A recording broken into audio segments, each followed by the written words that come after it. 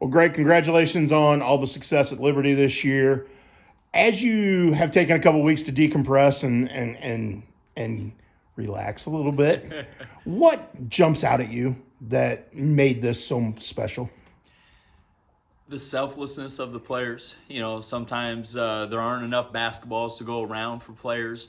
And when you had guys that were fighting for starting spots, frequently at small schools, there might be a little bit of a challenge for the fifth spot. But, this year we had 8 guys that had started at different times, but every single one of them would always go into the game with the bigger picture in mind of what can we do to make this, make the team a success. And still, as I look back, I'm like, we had a lot of guys that could score some points that, their statistics suffered a little bit because they were so selfless. How much of that comes from the camaraderie of that group? You had 9 seniors who had grown up together, had played basketball and other sports together since they were knee high practically. I think was a big factor with them having grown up and having played so long with one another. It definitely made it easier, but still, when you get on that senior year, it's the last go around. There's always that temptation to take the extra shot, to not make the extra pass, and to make sure you get your shots. And there really weren't even many times where I was like, was that selfish or was that just a bad decision? I mean, that rarely crossed my mind throughout the course of this entire season. When did you get the inkling this group could do something special? Probably when they were freshmen, sophomores, watching them come along. They were paying attention to what Knowlton Klingel was doing, to what Landon Obert was doing, to what Jordan Nyson was doing. They really bought into the team concept at an early age. And then last year, when I saw other guys getting playing time and what they could do when Devin Clouser was out, when Cannon Wolf was out, when Brighton Klingel was out with his ankle, and I saw some of the other guys that I may not have thought could contribute greatly, really stepped up as a junior and did a nice job. And then first week when I asked them, when I said something about, I wasn't sure if we were a top 10 team or not, and, that we would have to bring it together and do it together. And, man, they cut me off before I could ever finish that thought. And they told me they thought they were. They thought they were a top 3 team in the state. And so I was like, well, that worked out well, because then I put it back on them. I was like, okay, if you're a top 3 team in the state, then you're going to have to prove it. They did prove it. They did. And they got there in a unique way. They won a lot of close games, but when it came down to it, their ability to share the basketball and defend won them those games, didn't it? It did. And when we went through the injuries early on, the guys realized that if they played good defense and limited teams opportunities, that we were going to score. And I don't think there was a doubt in their mind that they were going to be able to score. So if they could just shut the other team down, they really believed they could win every game. When you finished that championship game and had given Yorkville Christian everything they wanted, better than anyone else had practically all year at the 1A level, sure, and knew that defensive effort you had put in, how proud were you of that group?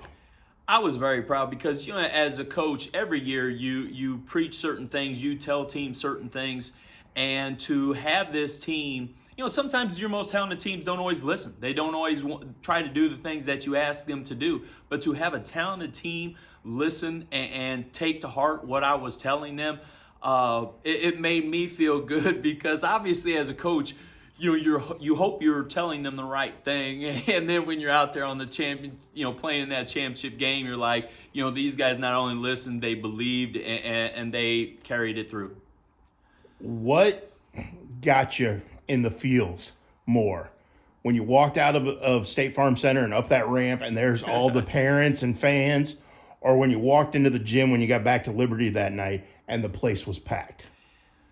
Both were special because it was a cold day on Saturday, and to know all of those people were standing outside waiting for us, And there's just something about walking up a ramp, seeing the appreciation on the families' faces for what their sons had done, what was special. But then when we arrived back at Liberty, to see so many people in the gym, it touched my heart.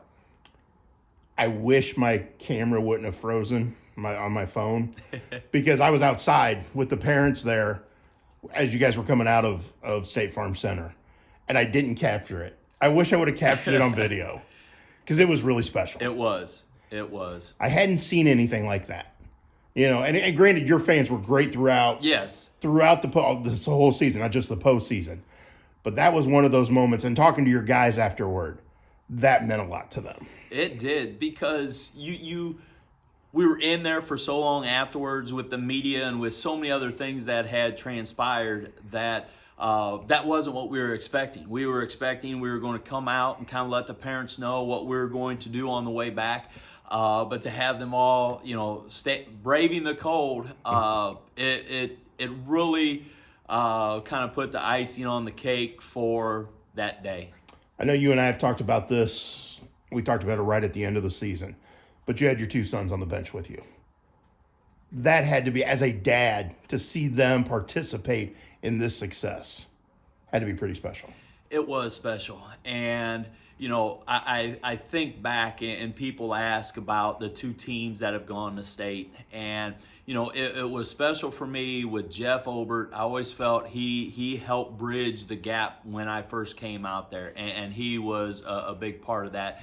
And then having Dan Sparrow come in and kind of help put the bow on the season, kind of help get all of the ideas across that we were trying to, preach all season long, and having kind of like a finishing touch on the season.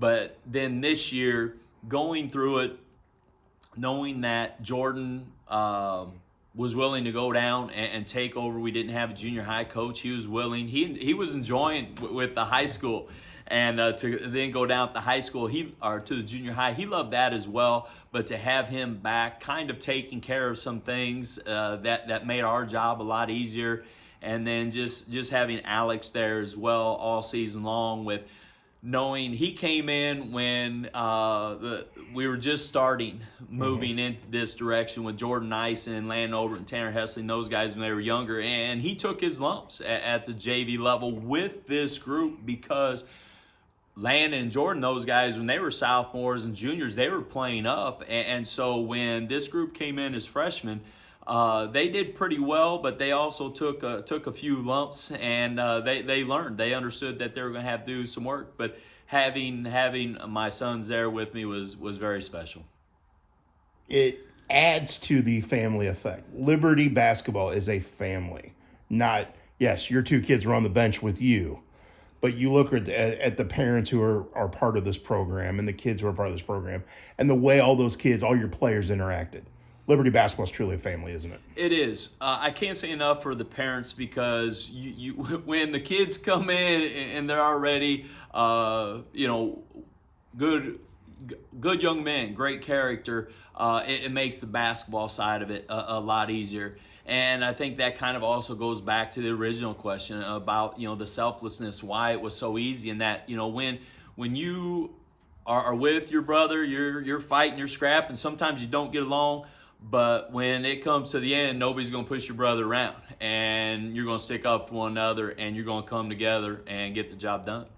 I know that day after the semifinal victory, we were sitting at the hotel and ended up in a really long conversation and cost you a little bit of your nap time. Did you catch up on your sleep finally? Oh, I did. I ended up